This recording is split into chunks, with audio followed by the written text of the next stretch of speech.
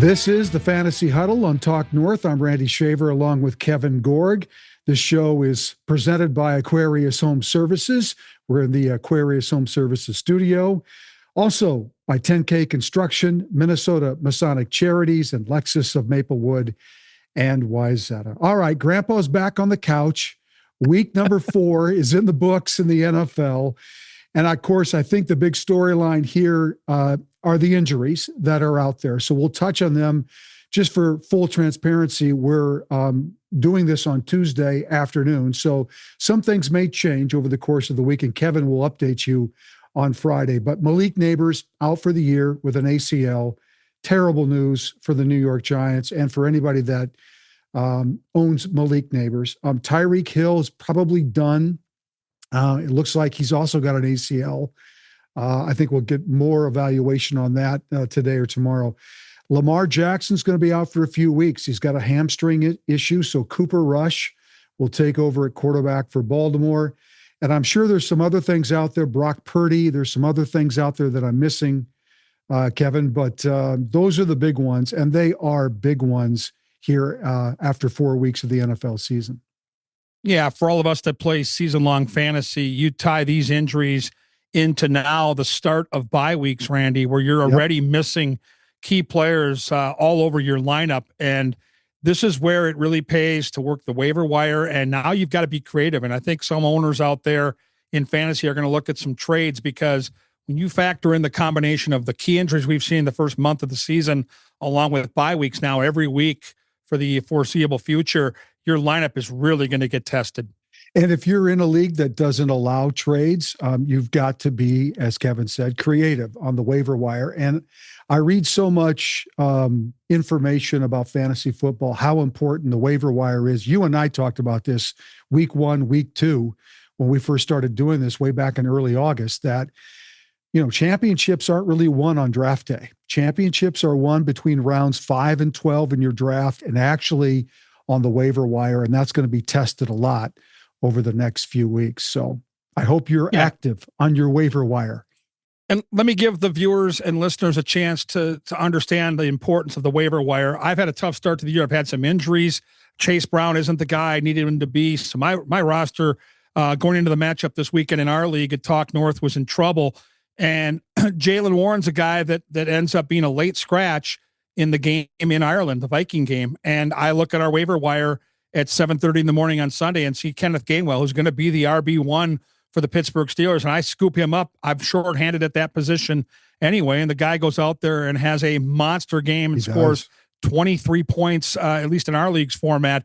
These are the little things you can do. And as you monitor the waiver wire, it isn't just Tuesday into Wednesday like a lot of leagues do traditionally. Watch on the weekend. There are so many injuries right now where there are question marks. And if superstars can't go, their backups are going to get a different role than they've seen. And a lot of times there's some hidden jewels there on the waiver wire, and it can really help you at this time of the season. And so much of that on the weekend, like for example, in the leagues that I'm in on Sunday morning, it's first come, first serve. Mm-hmm. So get on that list, look over the list before that waiver wire first come, first serve opens, so that you know exactly what you need for some teams, and you can find some real hidden gems on that Sunday morning before things kick off. All right, this is a bye week.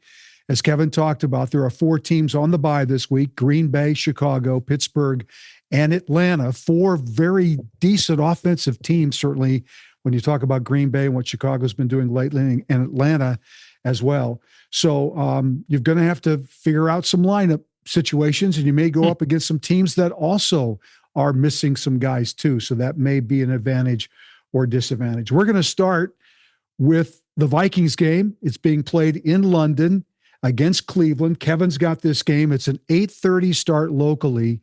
And of course, the Vikings coming off that tough loss to the Steelers. Yeah, Vikings defense got carved up by the aforementioned Kenneth Gainwell. So you have to look at Quinshon Judkins, your guy, Randy, as a prime player in whether it's daily fantasy or season long. I think he's going to get a great look. Over under in this game is only 36.5. It's expected to be a defensive struggle, but I think this game's going to be won or lost on the ground. I think Judkins might be the most valuable fantasy player on the Cleveland side. Jerry Jeudy popped up a little bit last week, had a decent game. Cleveland's played a lot from behind this year. He's a guy you can mix in We've talked about their tight ends. I love Njoku, but it's not a good spot for either one of them because they're canceling each other out. And now there are question marks as to whether Joe Flacco gets the start. So I would definitely keep an eye on that into the weekend. If you've got a quarterback, in Joe Flacco that you've depended on to kind of be a fringe starter in fantasy, the backups there don't look like they're ready for prime time. On the Vikings side, fire up Jordan Mason with confidence. I think he's sitting on a decent game against a good defense. Justin Jefferson's a no-brainer, and Jordan Addison had a really strong game. It's a shame he got caught right before the end zone, but he still put up some big fantasy points. Carson Wentz, again, with the bye weeks and the injuries, with Brock Purdy being a question mark, as Randy alluded to, you don't love Carson Wentz in this matchup, but 150, 200 yards and a couple of touchdowns seems realistic if you're in a really desperate situation. But to me, this is not a game where I see a lot of blow-up potential for fantasy. I just don't see this as in fact, I hesitate to say, but I think I see the under. Cleveland's defense is so damn good. I mean, from top to bottom, and the Vikings they've got more injuries on the defensive side. They're banged up with Brian O'Neill out on the offensive side. I just don't see where the Vikings are going to generate a ton of offense in that game, but we'll have to wait and see. That number is the lowest, by the way, in the NFL this week. San Francisco against the Rams. This is a 7:00 game on Thursday night.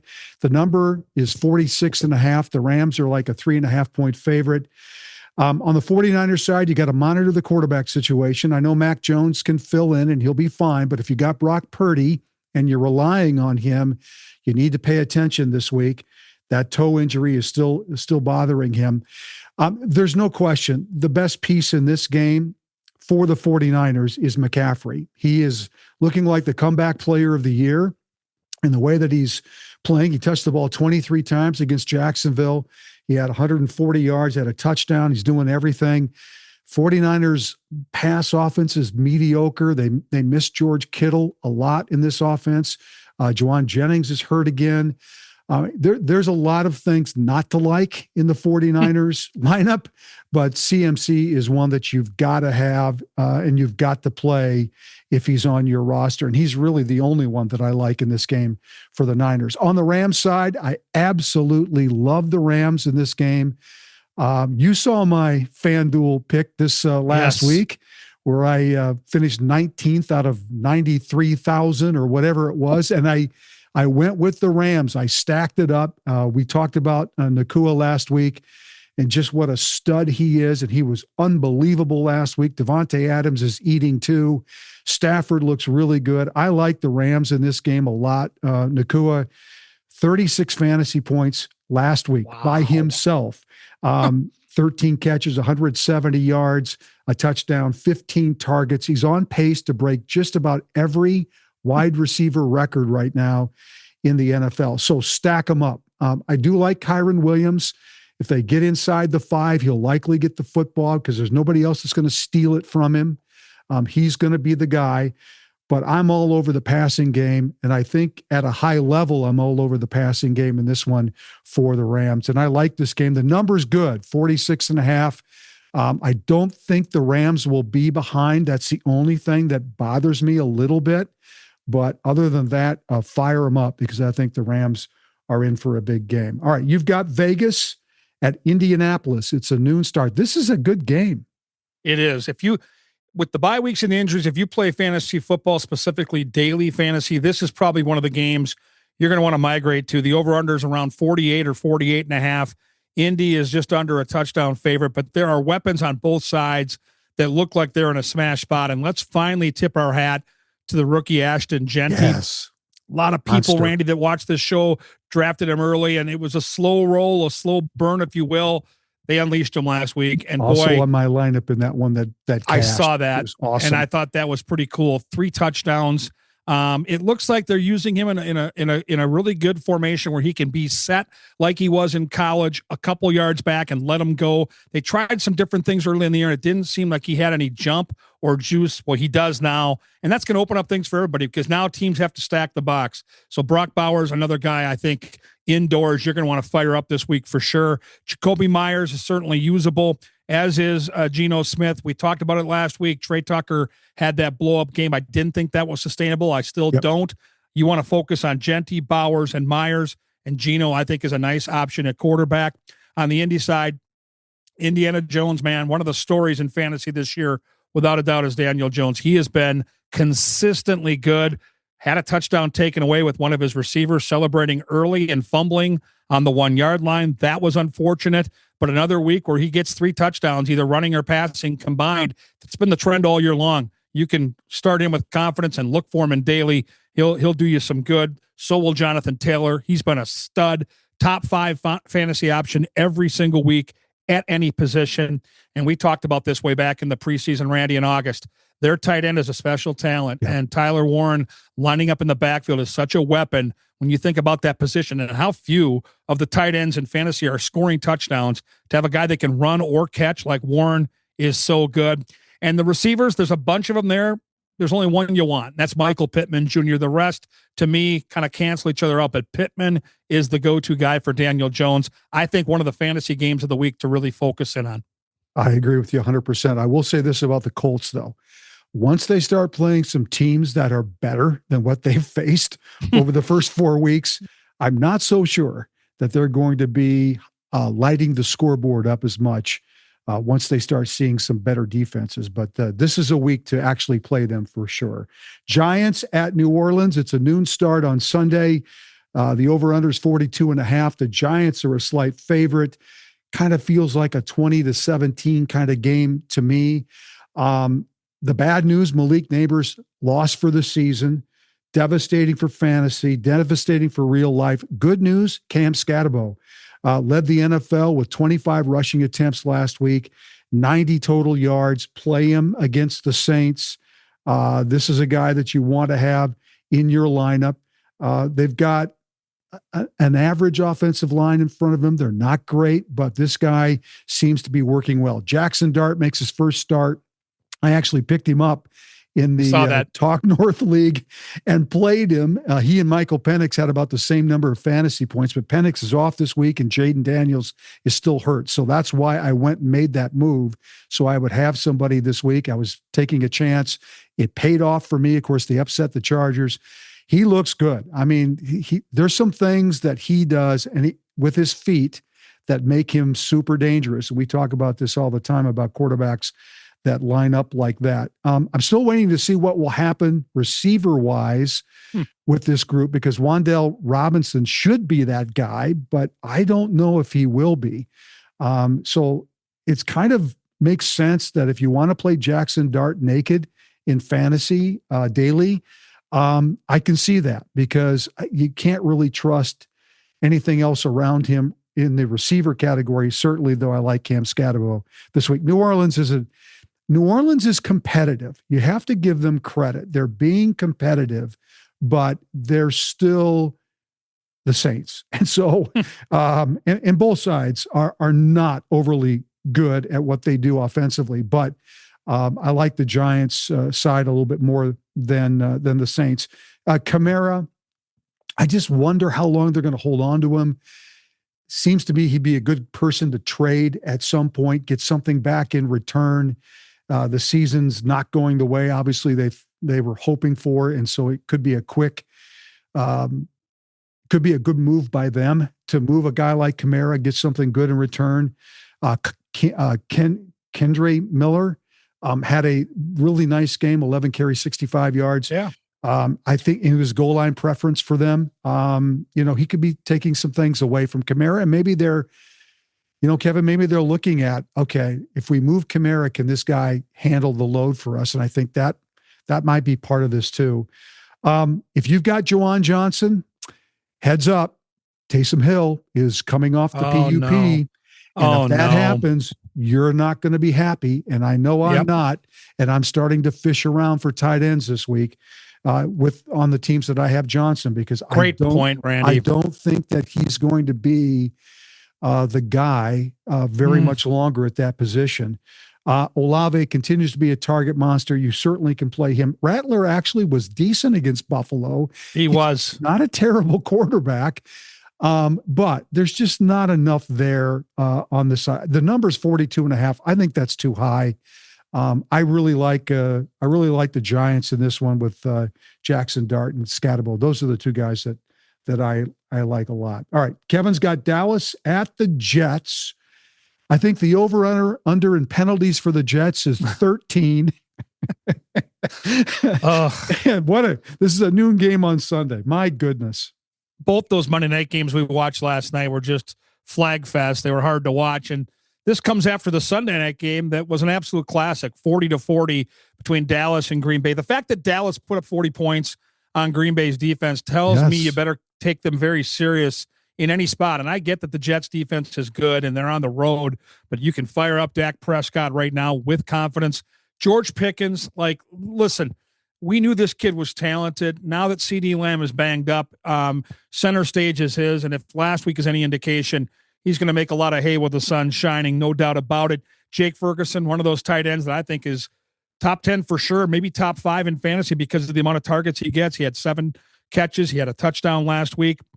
Then Javonte Williams, again, consistent fantasy production. I don't think anybody saw it being at this level. He's been outstanding for Dallas, so you can fire him up. Turpin and Tolbert, to me, are players I'm still watching while CD Lamb is on the mend and not taking the bait just yet, but there's certainly guys on my radar. For the Jets, they continue to struggle offensively outside of Justin Fields, who's a freak, and he did it again last night. Just didn't look all that. I don't know. There's something. He's so slow at getting things figured out. I got to tell you one quick thing, okay? So I'm playing Prize Picks last night, and I can win if Garrett Wilson makes 6 catches. He has 5 until that one at the end of the game. That's why we watch. I was like, if I was on the other side of that, I would have been dying, but I was on the right side of that last night. That was crazy. Well, you probably loved it in the middle of the third quarter where they showed him on the broadcast, look over at the bench and basically scream to the coaching staff, throw me the football. Yeah. And he really is their only consistent weapon. So he's terrific. Fields looks off. I'm with you. He just looks off outside of being able to run the football. Braylon Allen got hurt last night, one of the backs that's been splitting the carries. So now if keep an eye on that, and I'll update you on Friday for sure. But if he's out, that elevates what Breece Hall can do in both daily and season-long fantasy because they'll lean a lot on Breece if that's the case. The over-under is 46.5. So they're expecting points in the betting markets. And I think this is a sneaky good fantasy game on Sunday. I agree. All right. I've got Denver, Philadelphia. It's a noon game. This might be the best game football wise this week and maybe fantasy, but I don't quite think so. Philly's a 5.5 point favorite. The over-under is 44.5. On the Broncos side, Bo Nix certainly playable. I think even naked, you can play him because he's got potential both with the legs and passing. The running game still is split down the middle. I mean, Dobbins and Harvey basically had the same number of carries on Monday night. The difference is that Harvey's a little bit more active in the passing game than Dobbins is. And of course, you got to like Cortland Sutton. He's their guy.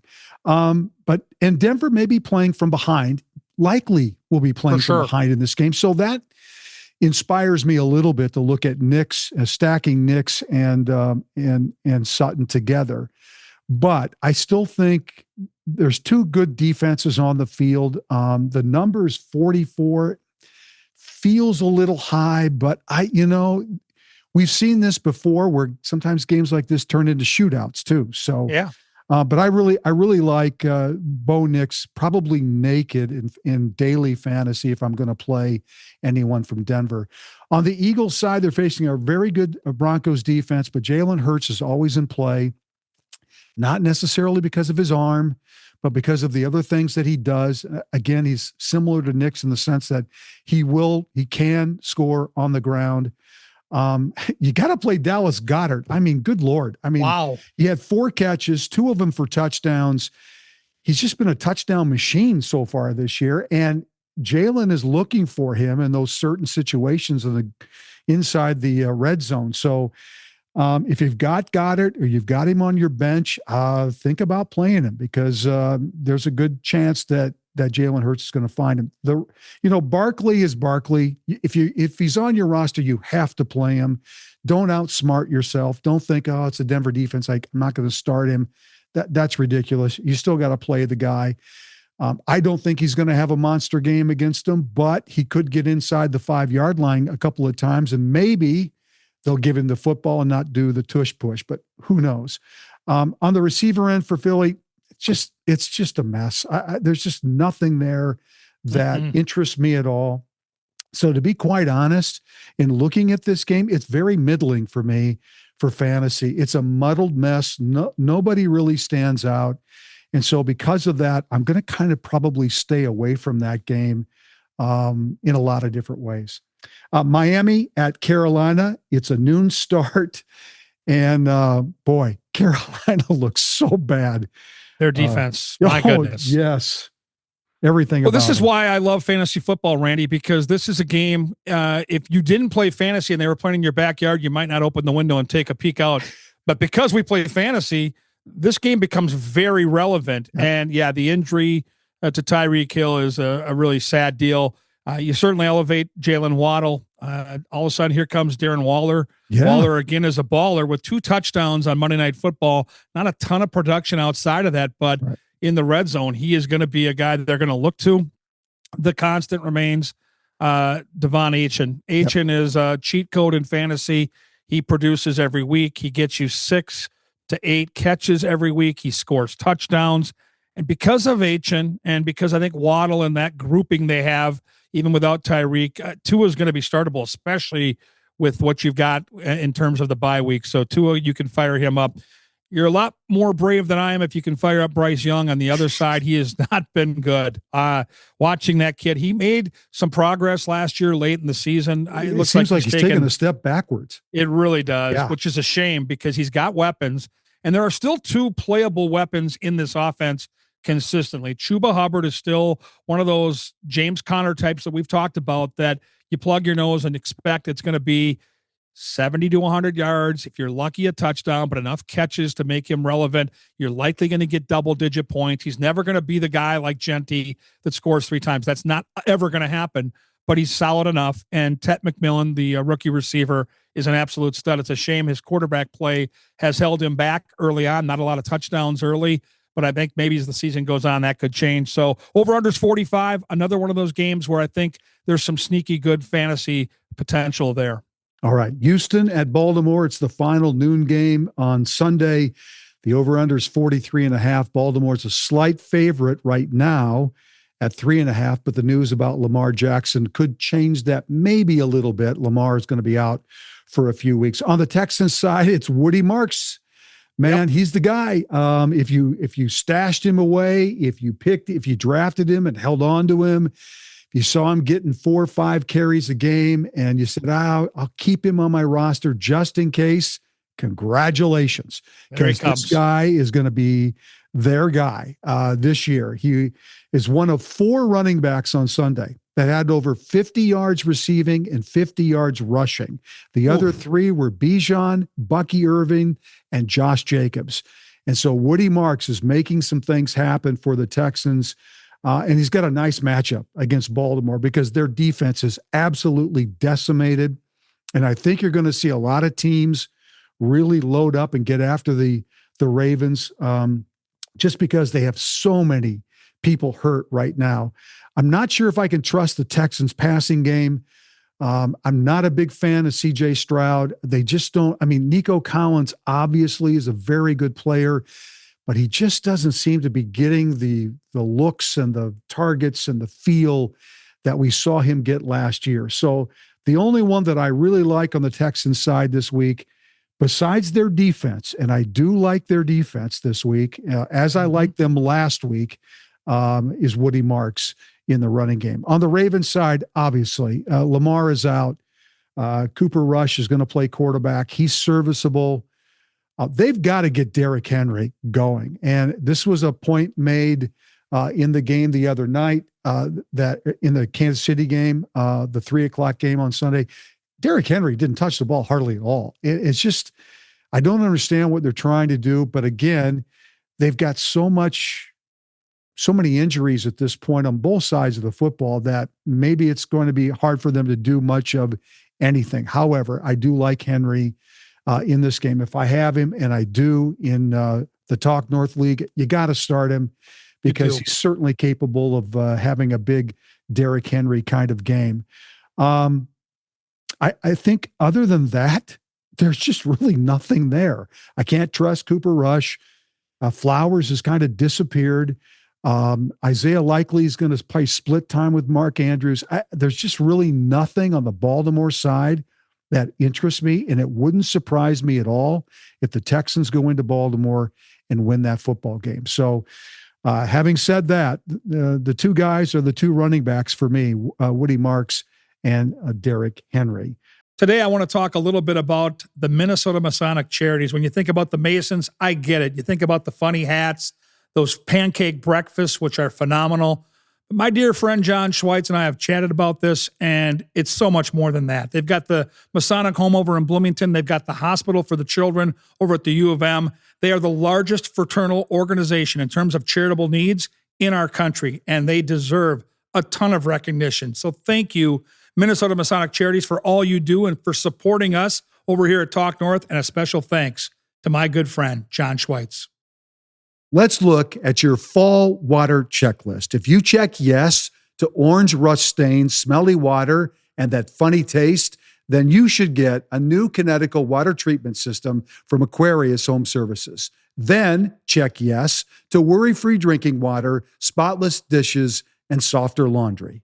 Get a free water analysis plus 36-month zero financing based on credit approval. Visit AquariusHomeservices.com today. Aquarius, earning the right to be recommended.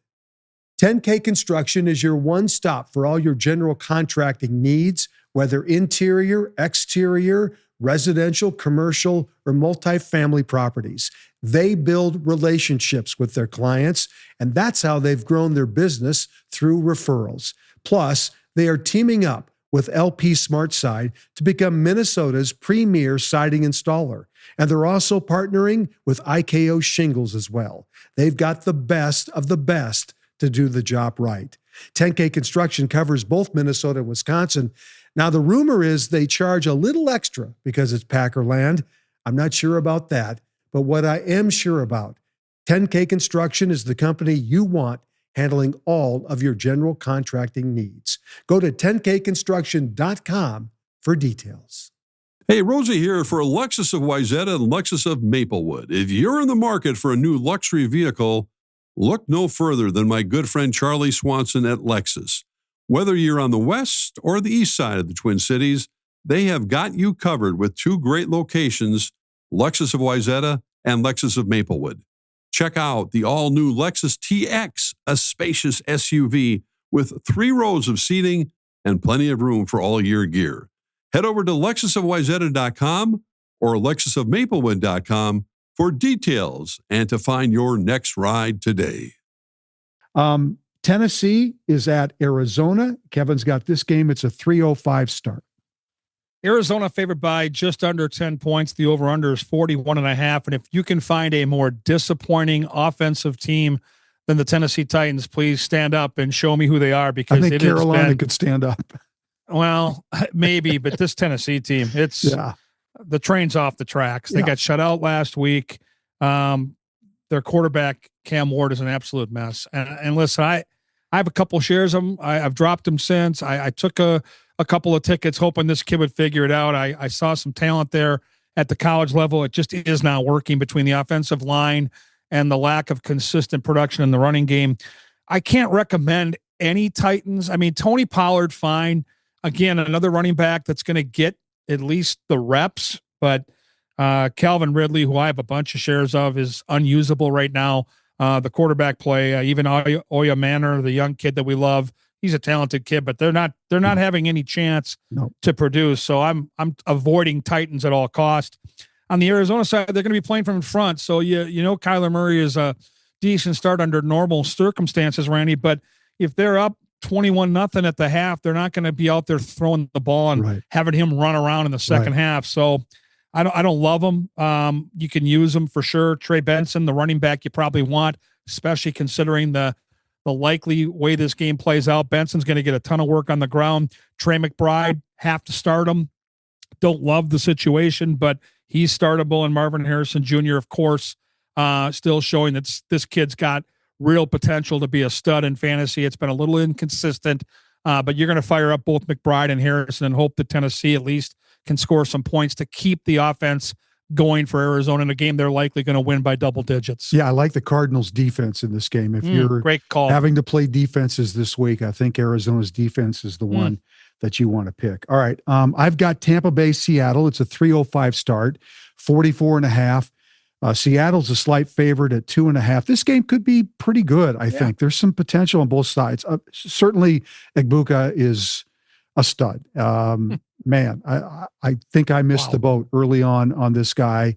Didn't draft him enough in any of the leagues because I thought the two guys in front of him would take all the catches, and it's turned out that both those guys, Evans is hurt, obviously, but Godwin played this week, but it's going to take a while for him to get back into the groove. And Baker Mayfield really likes this kid. 4 catches, 100 yards, 20 fantasy points. He's wide receiver 7 right now in the NFL. So he's quite the weapon. And so is Bucky Irving. Not just running the football. In fact, I think he's a more dangerous player right now, catching the ball out of the backfield. But those two guys, I think, are the guys. And you can play Baker. You can certainly stack against Seattle. Seattle's defense is decent for sure. And the game is in Seattle. It's loud. There's a lot of things that go with playing against Seattle out west.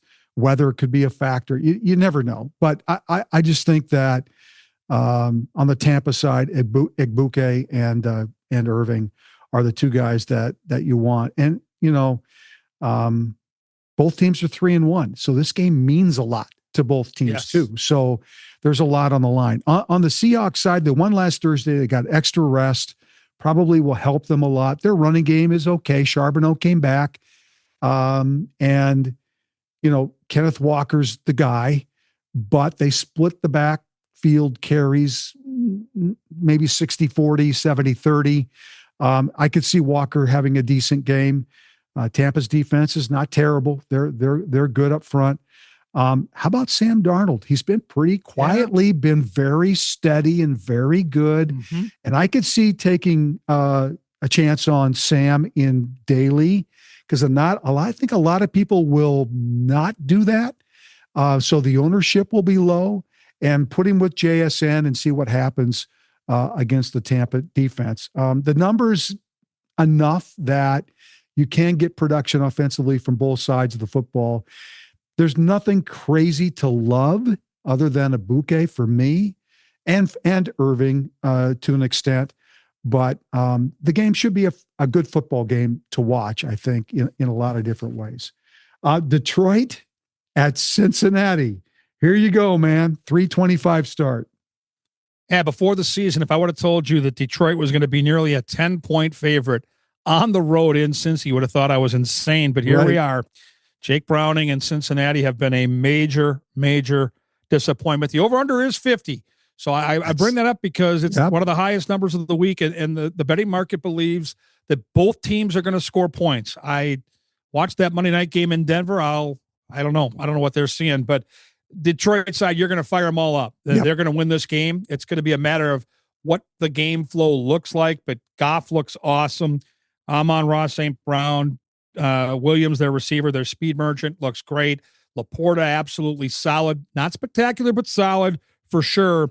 And I'm bullish on Gibbs over Montgomery. Both are startable, Randy, but Gibbs to me, especially in daily, that's the guy that's got the way bigger ceiling, catches more footballs, and they're using him at about a 65-35 rate right now. Keep that in mind because it literally last year was a 50-50 split, and that seems to be slowly shifting towards the speedier running back in Jahmyr Gibbs. On the Cincy side, I feel bad for anybody like myself that invested in multiple leagues in Bengals, and I'm all over Chase Brown, and I still love this kid. I love this kid. There is nothing he or Jamar Chase or T. Higgins can do. Like, the offense is broken. The offensive line is awful. Terrible. And Joe Burrow maybe could cover up some of those warts. This Browning kid can't do it. And against real defenses, they're getting lit up.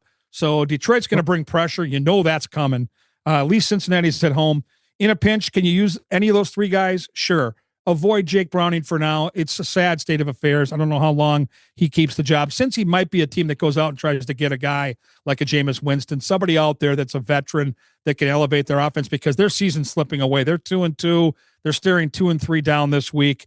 And even though the over-under is 50, I think at least 30 to 35 of those points will be scored by the visitors in this matchup. Yeah, I think the Vegas betting market is thinking 30-20 as the score, with the Lions scoring 30. And if the Bengals can score 20, be a step in the right direction. Yeah, I mean, Chase Brown and Jamar Chase hopefully are part of that 20 if you've got them.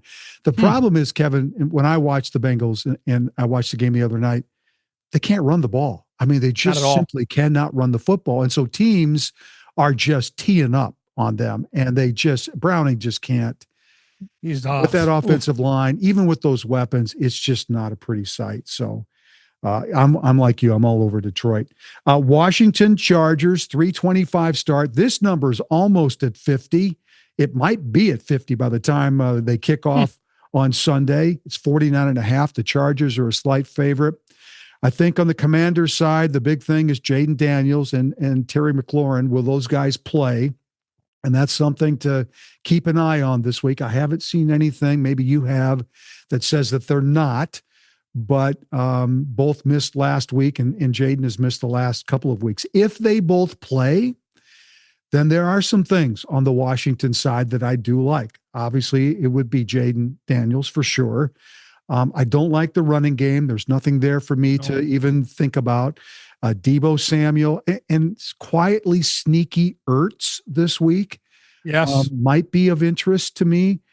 The number's high enough, and the Chargers are only a 2-point favorite. So Vegas is saying, hey, this thing's got a chance to be pretty high scoring. If that happens, then, and if it's Mariota, then, Deebo and Ertz likely would be those guys. I just don't see the Commanders running the ball with 2 or 3 rushing touchdowns. I just don't see that in this game. On the Chargers side, oh my gosh, light them up, man. I love Omarion Hampton. Led all the running backs this last week in snap percentage at 89%, 17 touches, 165 yards, 27.5 fantasy points. He's had back-to-back 25-point fantasy weeks. Even with Joe Alt injured, and there's still some concern about what his status is going to be, he's still really good. He's the one guy of running backs this week that I really, really like. I love your Gibbs guy too in the matchup, but Hampton is really taking off now as that guy. It's time to panic if you've got McConkey. It's time. It is time. He's the third receiver.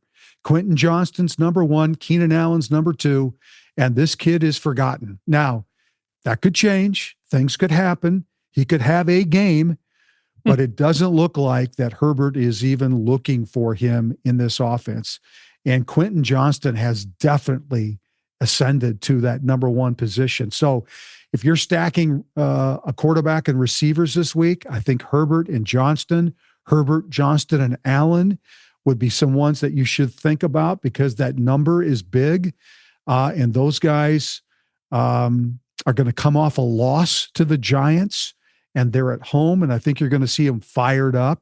Nobody's throwing the ball more than the Chargers are right now in the NFL. So there's a lot to like on the Chargers side. So as far as I'm concerned, you can light them all up and see what happens.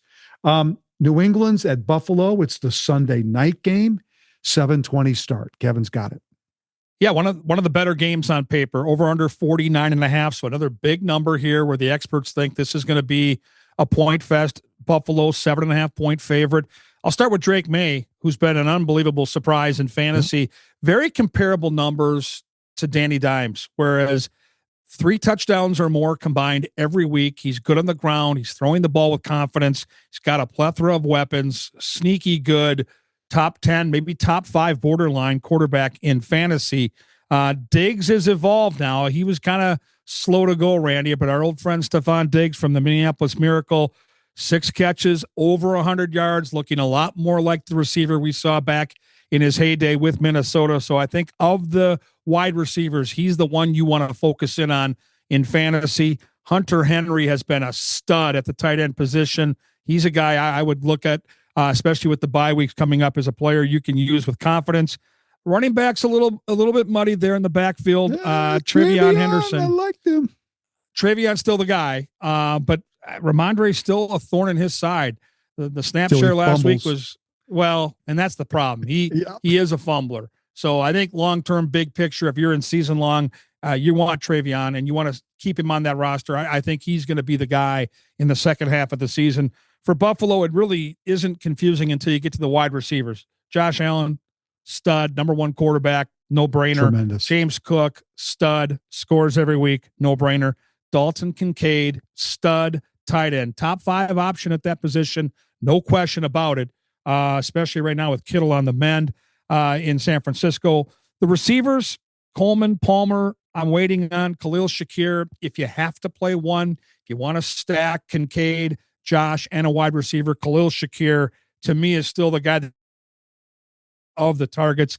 I think a really intriguing football game. I think New England's going to give Buffalo all they want. And I think there'll be plenty of fantasy points to go around. All right. Love it. Last game is the Monday night, Kansas City at Jacksonville. The over-under's 45.5. KC's a slight favorite at 2.5. On the Chiefs side, Xavier Worthy makes everything change in the outlook of the Kansas City Chiefs. And when they get Rice back, it's going to be even better. So we've been talking a lot about how the Chiefs just look discombobulated and slow and not.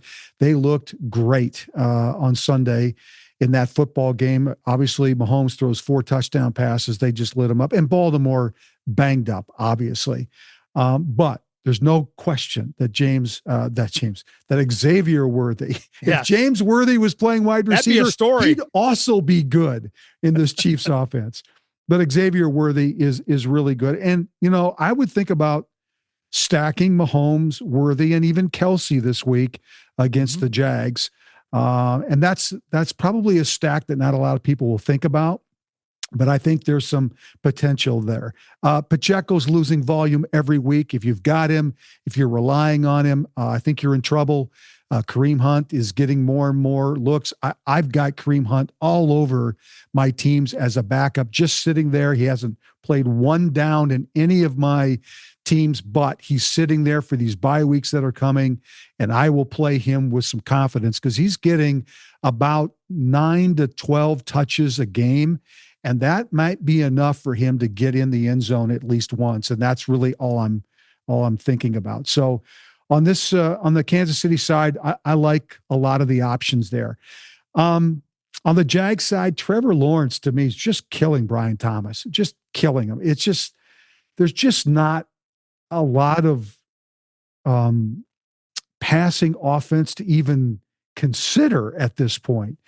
Now, having said that, they're winning football games. And so, you have to kind of look at it maybe in the context of what the team is trying to do. I get it. For fantasy purposes, there's just nothing there on the passing side. However, I love ETN. I think he's got a chance to do some good things this week. He's clearly the number 1 guy. Tootin is not part of the equation at this point. So he's the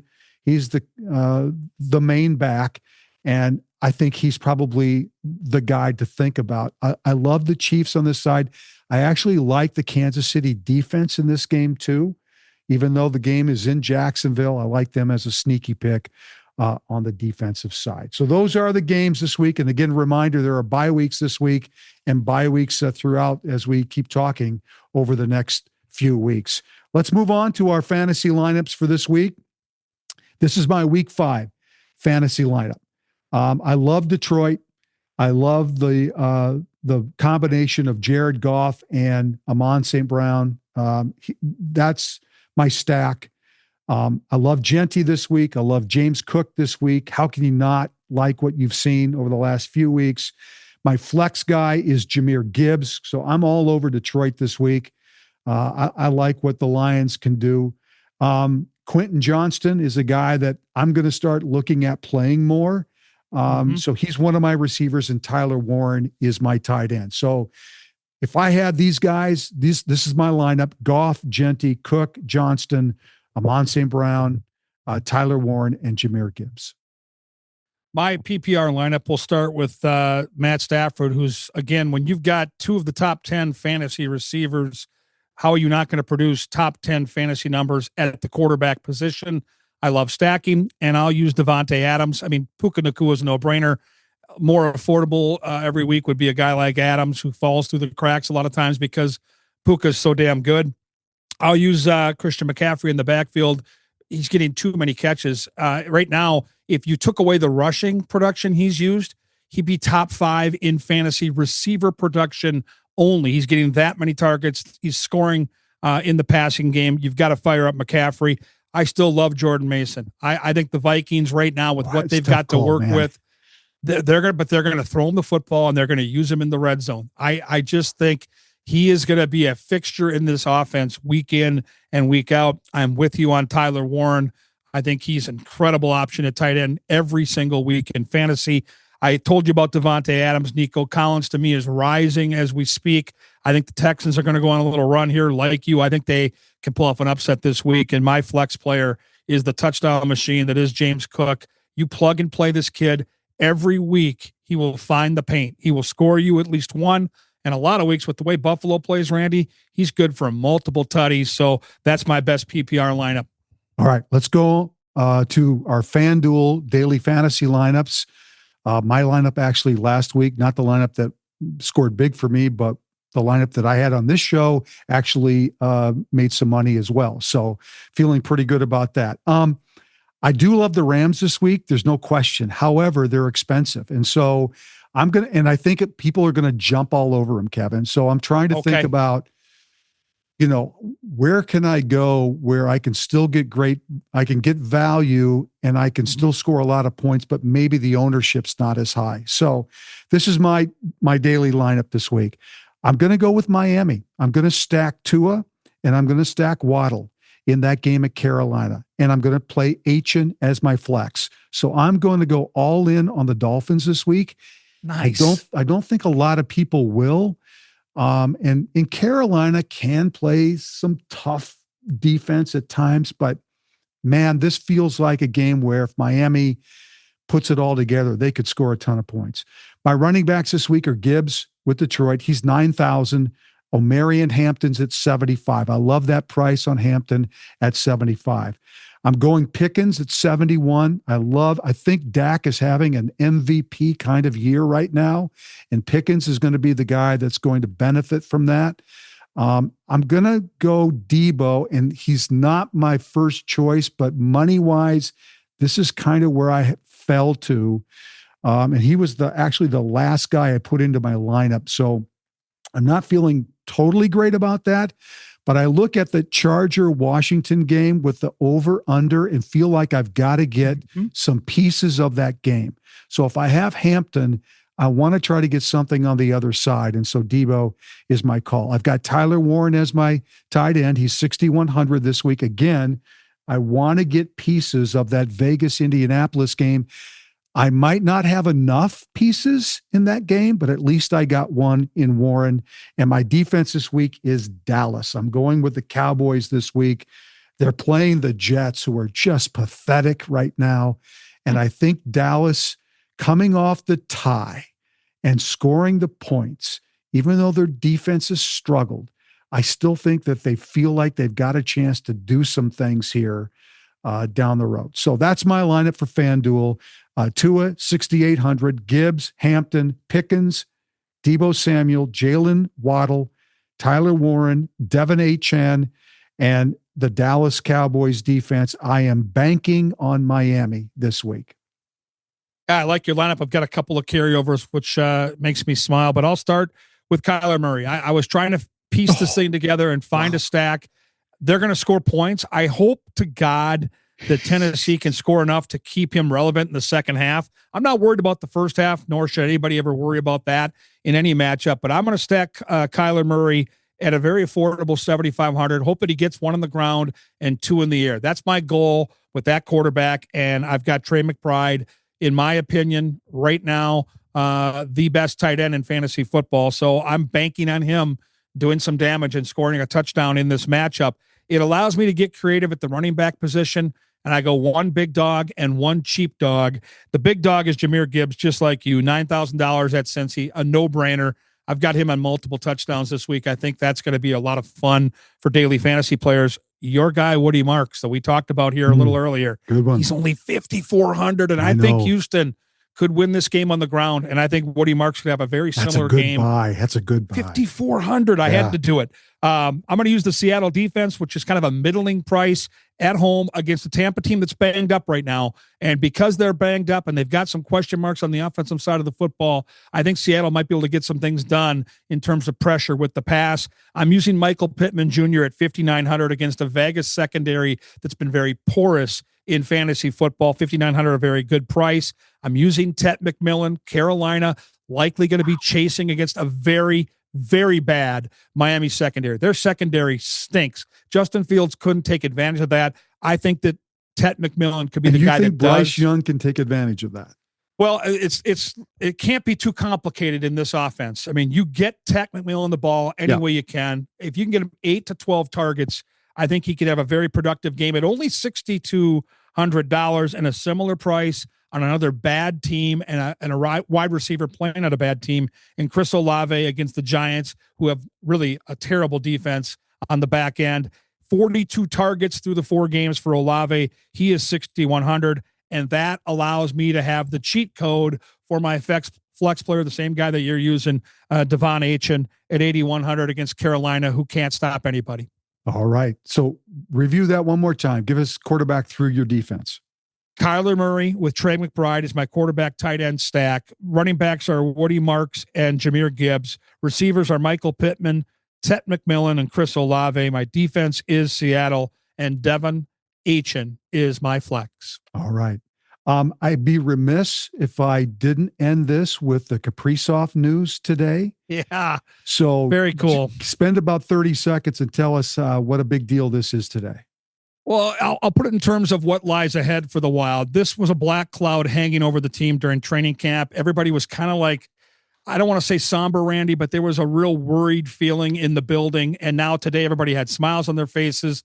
Everybody's excited. And Bill Guerin, their GM, made the point in his press conference, to get free agents in the future, you have to be able to keep your superstar players. Yes, it's a lot of money. Yes, it's a long time. But Kirill Kaprizov's a top 10 player in this league, and Stanley Cups have a way of finding their way to superstar players. You can't afford, if you're the Minnesota Wild, to let this guy get away. So if you're a fan of this hockey team, it's a huge day for Minnesota. You must be exhausted, and you're at the exact place you want to be. All you've got to do is lean back, and you're on the couch, Grandpa, ready for a nap. Might be time for a quick nap before the big game tonight. And no, it's, you know what, between the Wild and signing Kaprizov and a fresh week in fantasy, you and I both play Guillotine, waiting to put the bids in later tonight and see what we get on Christmas morning tomorrow. We're all good right now in my sporting world. I appreciate it. All right. Thanks, Kevin, very much. Appreciate it. This is Fantasy Huddle, and our thanks to our sponsors, of course, Aquarius Home Services, 10K Construction, Minnesota Masonic Charities, and Lexus of Maplewood and Wayzata. All right. Good luck this week in your daily and your season-long fantasy, and we'll be back next week.